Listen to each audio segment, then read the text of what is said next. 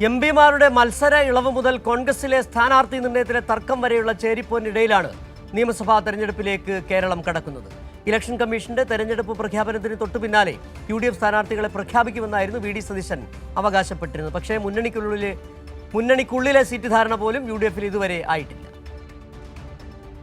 കേന്ദ്ര election commission തെരഞ്ഞെടുപ്പ് പ്രഖ്യാപിച്ചാൽ മണിക്കൂറുകൾക്കുള്ളിൽ സ്ഥാനാർത്ഥി പ്രഖ്യാപനം നടത്തുമെന്നായിരുന്നു പ്രതിപക്ഷ നേതാവ് VD സതീശൻ അവകാശപ്പെട്ടിരുന്നത്. പക്ഷേ UDFിനുള്ളിലെ സീറ്റ് വിഭജനം പോലും ഇതുവരെ പൂർത്തിയാക്കാൻ ആയിട്ടില്ല.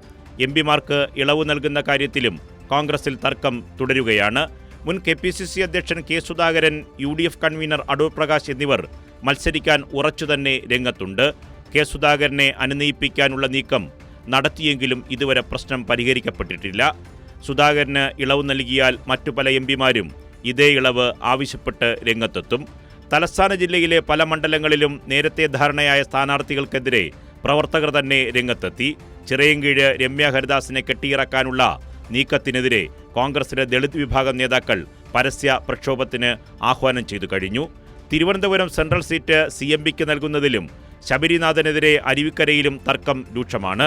ഇതോടെ പലയിടത്തും ഇനി സ്ഥാനാർത്ഥികളെ മാറ്റി തീരുമാനിക്കേണ്ടി വരും. കോൺഗ്രസിന്റെ തർക്കം കോഴിക്കോട്, പത്തനംതിട്ട ജില്ലകളിലും പടരുകയാണ്.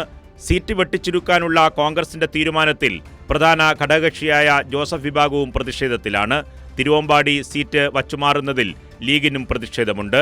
അതൃപ്തരായ ഘടകകക്ഷികളും കോൺഗ്രസിനുള്ളിലുള്ള പ്രതിഷേധവും ശക്തമാകുന്നതിനിടയിലാണ് നിയമസഭാ തെരഞ്ഞെടുപ്പ് പ്രഖ്യാപനം എന്നതാണ് ശ്രദ്ധേയം. കൈരളി ന്യൂസ്, തിരുവനന്തപുരം.